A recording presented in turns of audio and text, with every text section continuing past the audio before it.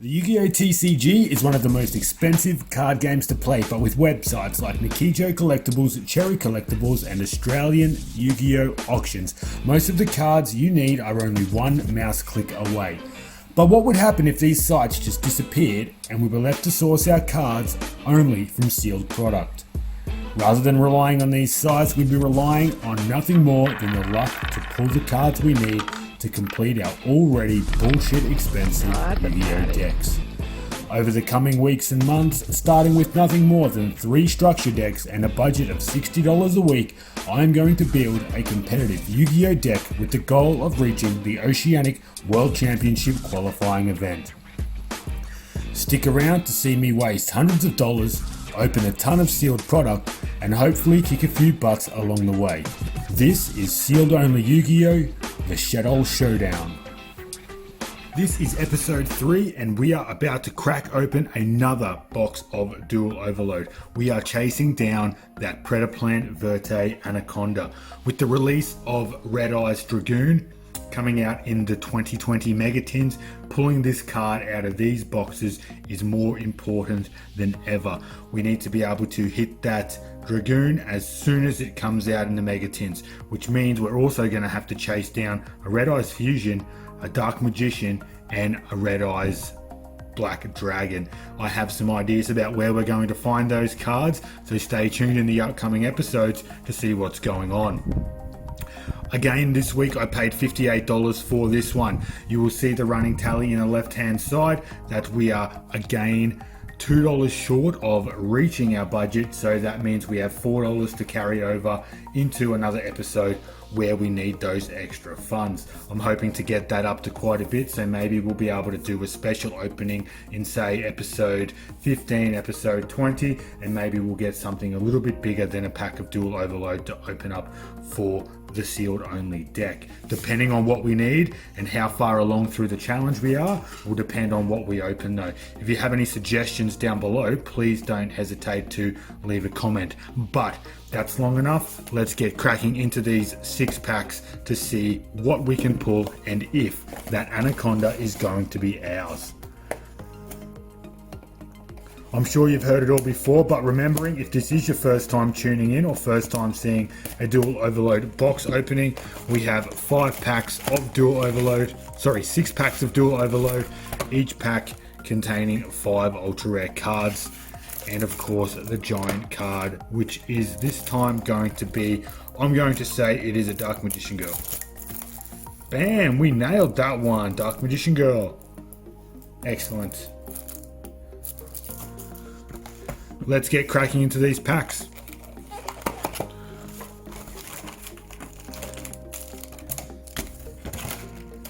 So much packaging for 6 packs of cards. Alright, we are going to start with Cyber Dragon Infinity. Remember that the good card is always on the front, so we're going to slot it to the back, have a look at the 4 others, and then have a look at what the chase card is. So we have a Phantasm Emperor Trilogig. Good quads, look at the quads on that guy. Herald of Mirage Lights. And he's got 4 arms like Popeye. Malefic Divide. What Giraffe? That kind of saved the pack. This was probably going to be the shittest pack of Duel Overload we've opened yet. And our chase card is Ancient Gear Ballista. No, I'm going to say that was probably the shittest pack that we've opened so far. But watch this space. We've still got 5 more to go today. Let's open the Kagari pack. Chase card to the front. And let's see. King Dragoon. Great troll on this one, Konami. We were all waiting for the Red Eyes Dragoon, but instead you gave us this one. Not great at all. We can't use that in the deck. Speedroid Marble Machine. That's another card that we can't use in the deck. Dreadnought Dreadroid. Look, if we want to start putting some rank 4s in, this is where we could probably start. Let's have a think about that. Simorg, Bird of Sovereignty. Is that the chase card, or do we have one more to go? Oh, we got a Union Carrier. Wow, that's pretty good. That's actually pretty good. I don't know if there's anything we can use it for our deck, but it'll be going into the collection of cards that we've pulled so far. And yeah, adding some value to all of the crap that we've been pulling in the last few episodes. So that's pretty handy. But once again, not very usable. We want that Verte Anaconda.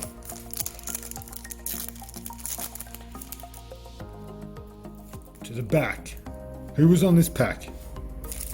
Phantasme. Maybe we can get a Phantasme out of the Phantasme pack. So we have a Bloom Harmonist, the Melodious Composer.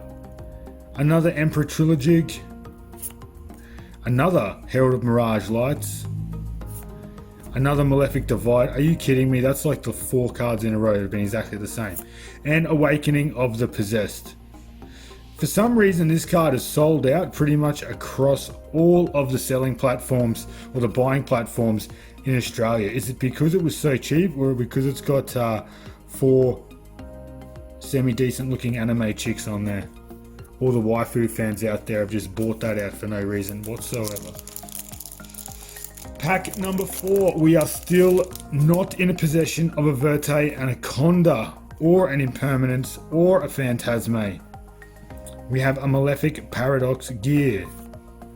Vanity's Ruler. Definitely a good reprint, well timed as well. Rare was getting super expensive. Malefic Territory. Ferocious Flame Swordsman.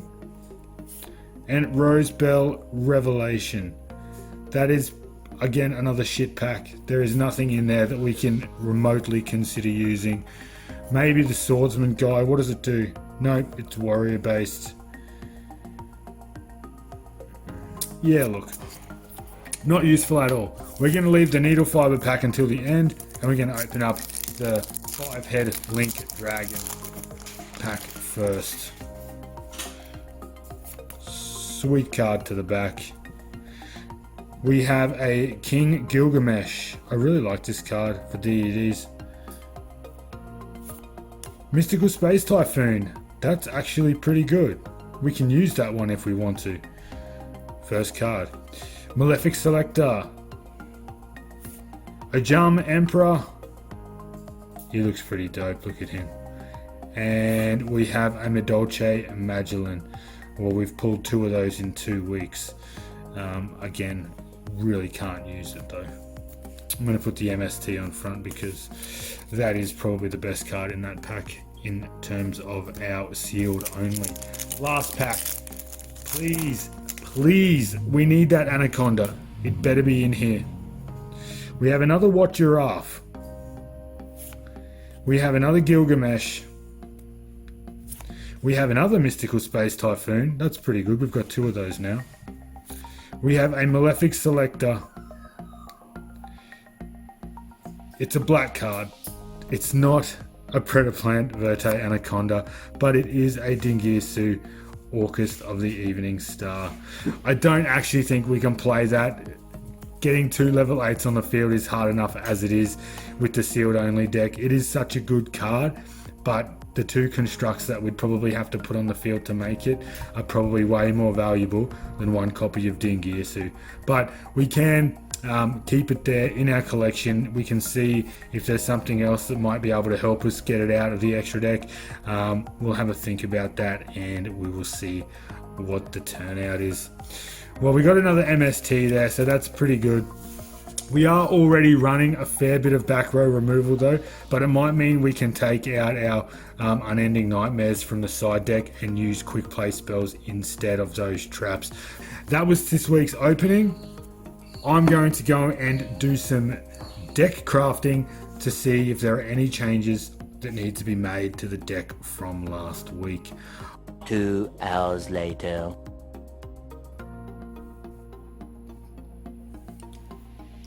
Okay guys, so to get things rolling, I'm not going to take you through a full deck profile this week. All I want to do is talk about the ins and the outs, starting with the outs across the main deck. The Shaddoll Kaias had to come out.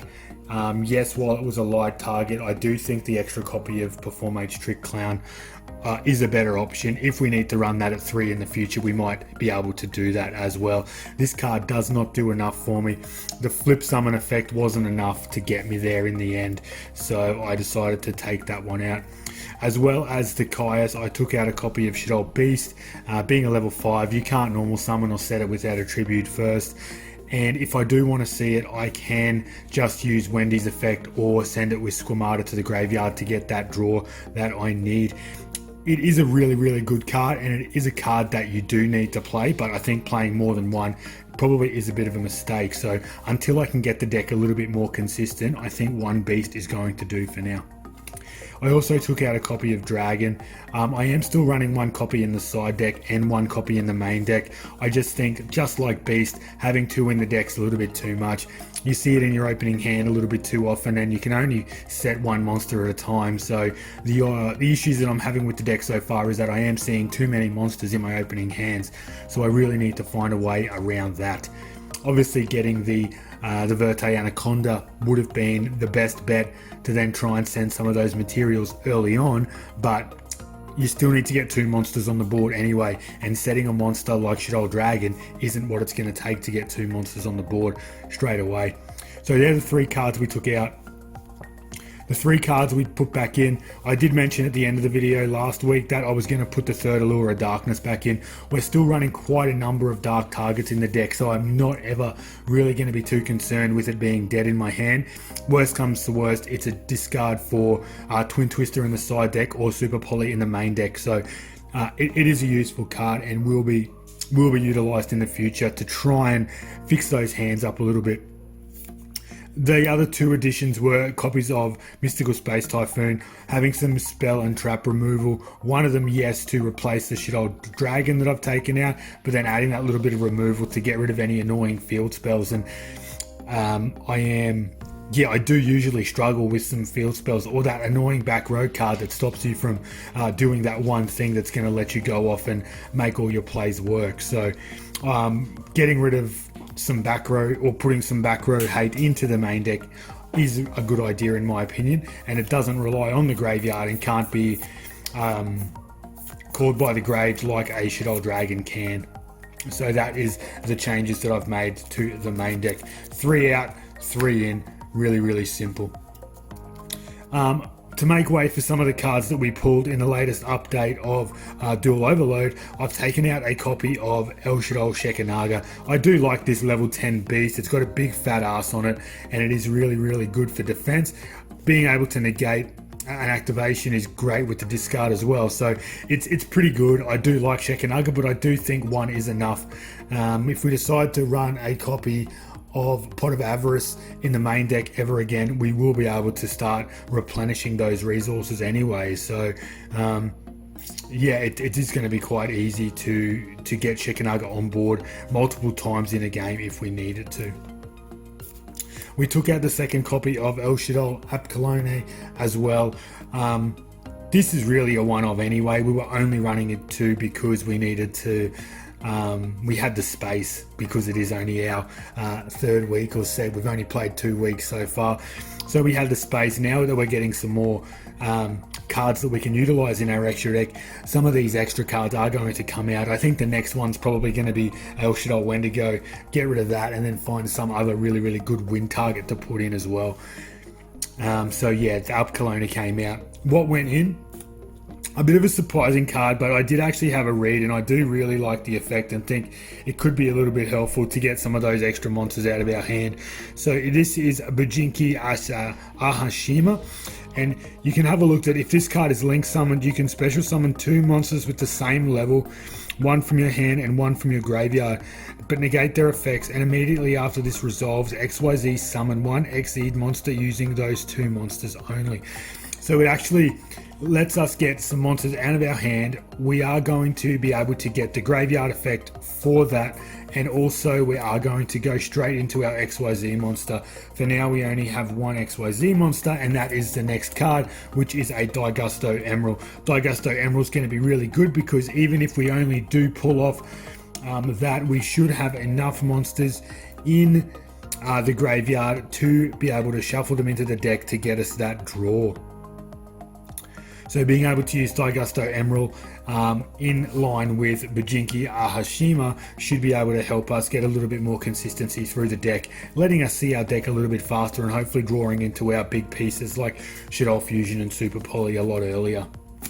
So there are our extra deck changes. So 2 out and 2 in the extra deck as well. Finally, the side deck, we took out a playset and put a playset in. Really simple, 3 out, 3 in. Because we put MSTs in the main deck, I decided to remove Unending Nightmare from the extra deck, or from the side deck, sorry. I think we can't have too many back row removal cards, and I just think because Unending Nightmare is a largely going first deck, when we do side into that, there is a good chance that the opponent, if we do win the first one, will be going second. So I'd rather side in the Twin Twisters over the Unending Nightmare. And because we are getting some more cards in our arsenal, I do think it's a good idea to take this out. I am going to replace it, however, with another card that is going to try and help us clear out our hand a little bit, and go with Fairy Tale Sleeper. The flip effect of Fairy Tale Sleeper is that you can special summon 1 monster from your hand. That's pretty good.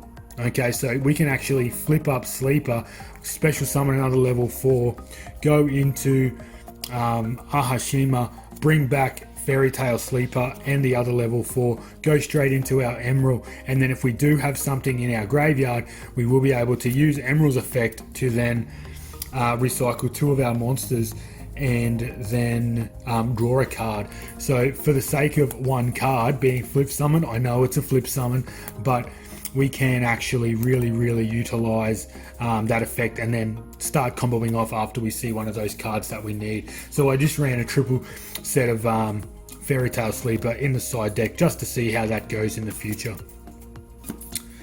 Like I said, guys, not going to go through a full deck profile. They are the changes to the deck. If you have any comments about the changes, please let me know. What do you think? What would you have done? And if there are any changes that you think I should make in the future, please, I would love to hear any and all of your feedback around the deck. The side deck is still really weak. The main deck is still inconsistent, and I do need to get through my deck a lot faster. So if you have any ideas about how I might be able to do that, please don't hesitate to comment. But it's time for some duels. I'll see you on the other side, and let's see what the 3 rounds look like with the new updated deck. Catch you soon. Many hours later.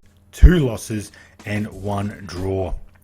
I want to know what you think the duels are going to look like today. Hopefully we can add to our win streak. Let's get into round 1.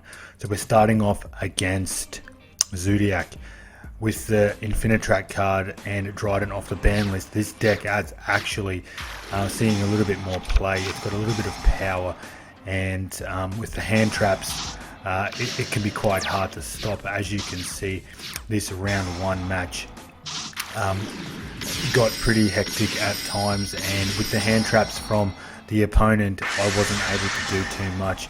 I managed to clear off of his first turn Trident and go into a Shekinaga, but the follow-up plays after that kind of left me a little bit, I guess, at a loss for plays to follow that. Compulsing that Shekinaga really hurt me, leaving nothing but a Shaddoll Falco on the field. Getting those cards back from his graveyard with his Pot of Avarice gave him the leg up. He was able to reuse the Trident once again and basically go off from there. He was able to go into his full combo, bringing out the 3 XYZ monsters that would get him into the Infinitrack Link monster. He sucked up my monster with Trident, swung for 2,000, passed it back, and at that point there was not a lot I could do. I went into an Apkallone with the Shaddoll Fusion that I had and used its effect to try and bait out the Trident. After baiting out the Trident, he destroyed it, and I got a Hound to hand. I was able to send a Wendigo, but wasn't really able to do too much due to the Solemn Strike.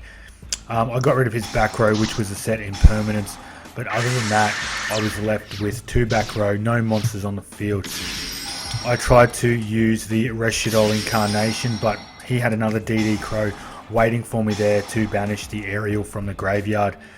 He has 4 monsters on field. I have 1 set back row. All I could do was set my monster, pass it back to him, and we would see what would happen.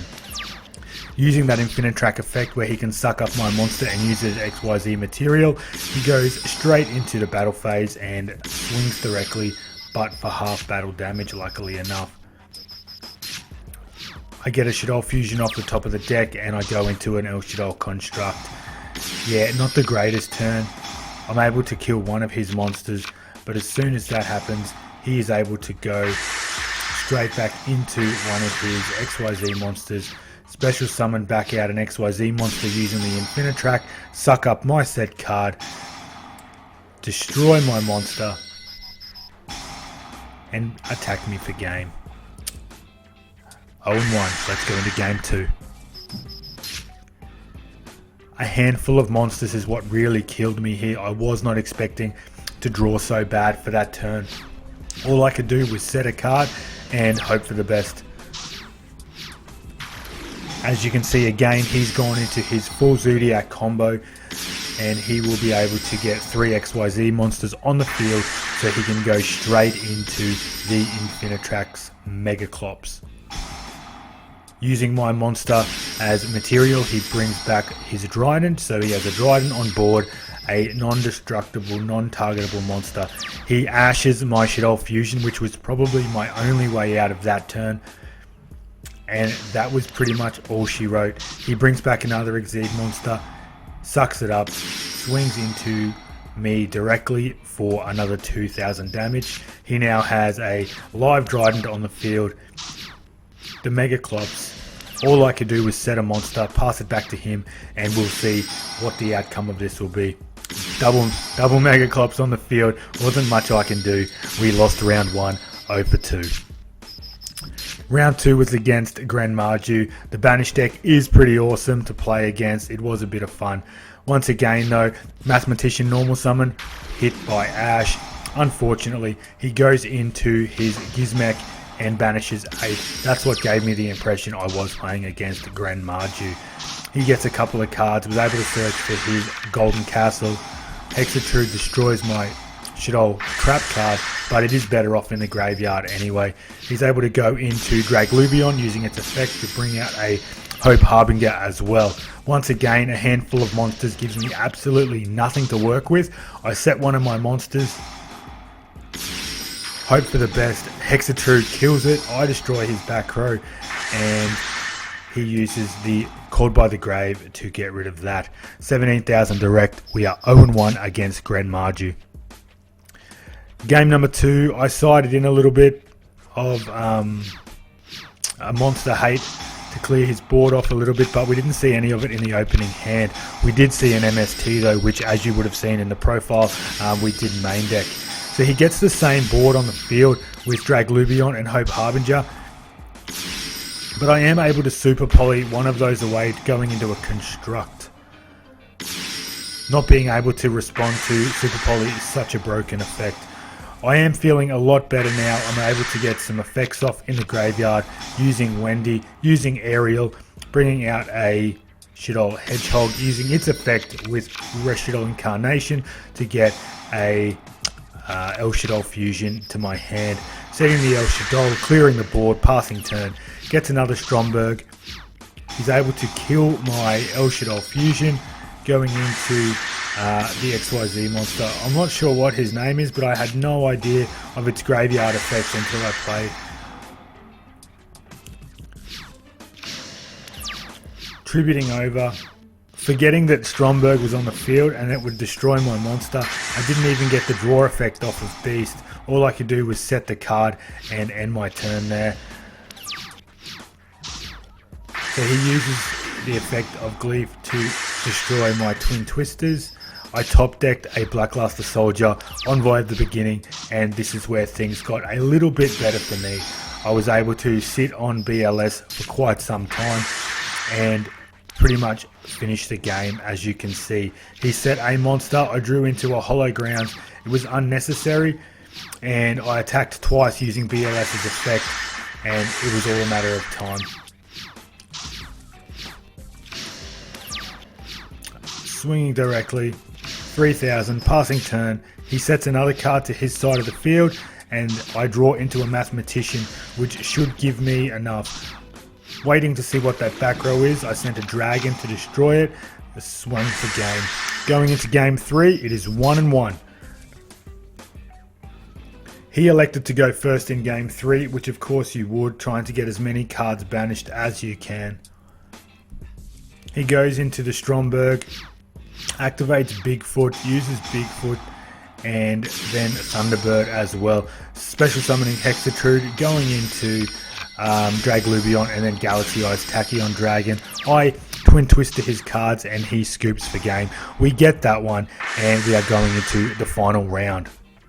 The final round was up against Incantations. It was the Blue Eyes White Dragon, Chaos Max Dragon deck actually. Going into the first turn, Winda here was pretty lucky for me. He did use the effects of his incantations. Wasn't able to really progress much further than summoning those monsters. I did try and flip up my beast to use its draw effect, but he had that set skill drain, which not only didn't give me the draws that I wanted, but also turned off Winda, which would allow him to do as much special summoning as he wanted in the following turn.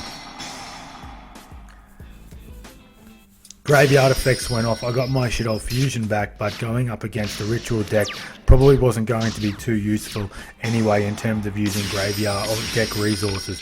So he gets his first Chaos Max Dragon, gives me one of his monsters. I make a mistake here in Super Poly, thinking that Chaos Max Dragon was actually a light target, but it's a dark target. He gets some of my monsters off the board.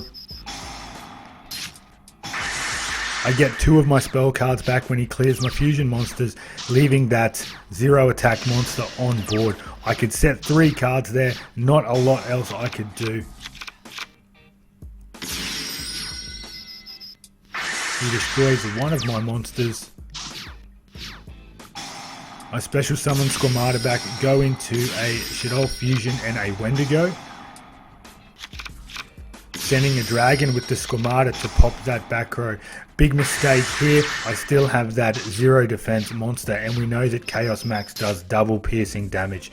We are 0-1 to Chaos Max. Next game. Once again, I decided to go first. I go into a Winda, also bringing a Shaddoll Falco out on the field and setting an MST. He goes into a Chaos Max, does the double piercing for hitting Shaddoll Falco, but I get to bring a Hound back. I pop his back row, which was the skill drain, and I flip up after my draw phase Hound to bring back my Shaddoll Fusion, which will get me a construct on board. It'll get me a draw, and I can't destroy the Chaos Max, so I have to pass turn. The Bingo Machine Go is a pretty good card for this deck. He clears out both of my monsters. Unfortunately, had I have been left with a monster on the field, I may have been able to do something here. I lava Golem away 2 of his monsters, but can't set Wendy due to the summoning restrictions of Golem. So I take 3,000 to the face, and that is game over. So the recap for today, we played 3, we only got 1 win, and we had 2 losses. Not the best results for the day, but if we do have a look at the rest of the results, we will see that our overall results are 10 played games, 5 wins, 4 losses, and 1 draw, which gives us a win percentage of 50%. That is pretty good if you ask me.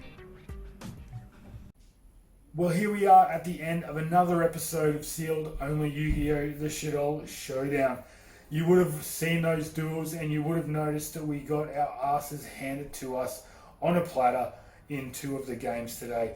We got lucky in one of the matches because he, for some reason, scooped up the 3rd game after we destroyed a couple of his back row cards. The Zodiac matchup was just too much for us. We really had no way to stop that. The deck isn't running as consistency as I would like it, and we are still seeing way too many monsters in our opening hands. I have to find a way to thin out that monster count so we can see some more of our power spells like Super Poly, Shaddoll Fusion, and Shaddoll Fusion. I did like putting Emerald in the deck. We didn't see it as, or make it as much as we probably could have. I didn't get to test out Bujinki, Ahashima, but I will be looking at doing that in the future. I still think it's a decent card to play in the deck, the way the deck stands at the moment. Construct didn't do much work today, didn't really have the opportunity to bring her out as much as I would have liked. That really sucked. But yeah, some days you just have shit days in the card game, and today I think was one of those days. Losing to the Blue Eyes Ritual deck is probably a new low for the sealed only deck, but we will move on and we will move forward and we will make progress. In terms of changing the deck up to make it more consistent, we need to lower that monster count, but at the same time I would like to be adding some hand traps in there as well to try and have a little bit of disruption for my opponent. I don't know whether some of the Ghost Girls might be handy. Do we go the way of Ghost Ogre and Snow Rabbit? Do we go for those Ash Blossoms and play it safe? Or do we try something a little bit different and go for the Nibiru's and hope that we play combo decks and slap them down? Nibiru's are a pretty good light target if we do draw multiples. We can get them out of the deck with Shaddoll Fusion. So I do think it will be an option in the future to maybe crack open a few Megatins and try and get our hands on a couple of Nibiru's.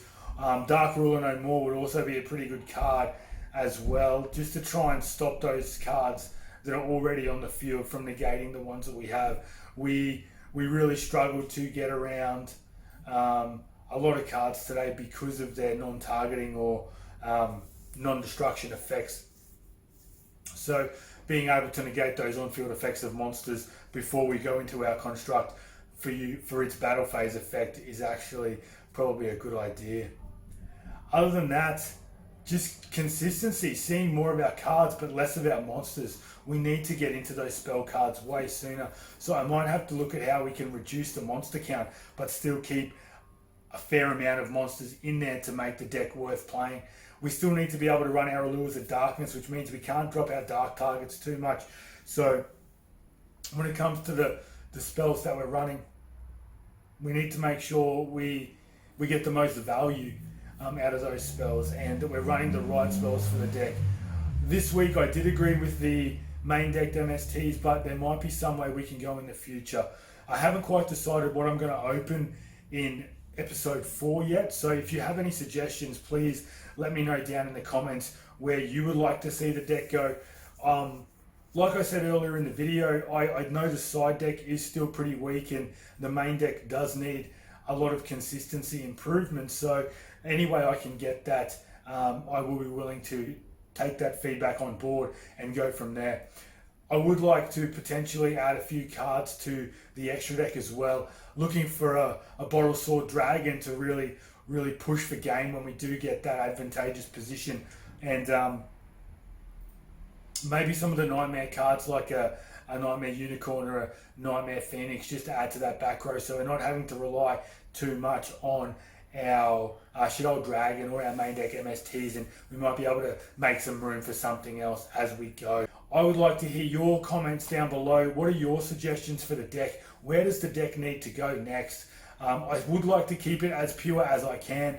I don't want to having to go buy Fusion Enforcers to pick up the Invoke stuff or Shadows in Valhalla for the reprinted Invoke stuff. It's too short printed and it's such an old set now, it'd be really hard to get my hands on enough of that to guarantee us getting the cards that we needed anyway. But let me know in the comments what you thought of the episode. I do know that the Yu-Gi-Oh gods weren't really in our favour, both in terms of the pulls that we got out of the Duel Overload box or the duels that we had. Please though, thank you for tuning in. If you've stuck around this far, like I said, comment down below the changes that you'd like to see in the deck. Thank you for tuning in. If you have any suggestions about how I can make these videos better, please don't hesitate to let me know. If you weren't here watching, there'd be no point in me making them. So I want to try and make this experience an experience that you want to hang around for every single week. Stay tuned for episode 4. It won't be too far away. And of course, if you haven't already, hit that subscribe button and share this video with someone you know who is a Yu-Gi-Oh fan and you think would like to check out the series. I'll see you next time.